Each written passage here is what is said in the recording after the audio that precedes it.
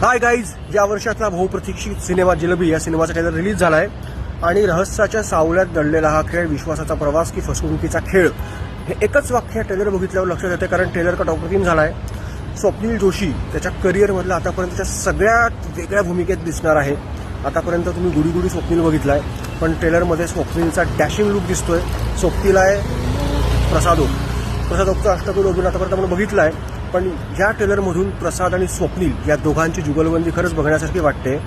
एक high profile murder केस झाली आणि त्याच्या संशयाचं जाळं, त्याचा संशय अनेक व्यक्तींवरती आहे.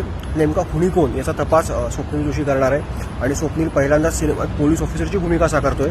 त्यामुळे ट्रेलर उत्तम कट झाला आहे. दिग्दर्शक नितीन कांबळे यांनी वातावरण निर्मिती उत्तम पद्धतीने केली आहे.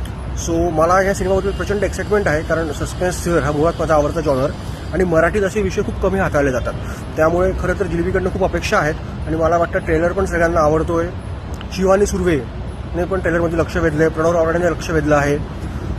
अनेक छोट्या भूमिकांमध्ये मोठे मोठे कलाकार या सिनेमात तुम्हाला दिसणार आहे. सो आता 17 जानेवारीची प्रतीक्षा करूया. कारण ट्रेलरहून तरी सिनेमा जबरदस्त असल्याचं वाटतंय. शिवाय त्याला आनंद पंडित यांचं पाठबळ लाभलं आहे. सो मला तरी ट्रेलर आवडला आहे. तुम्हाला कसं वाटलं कमेंट करून सांगा.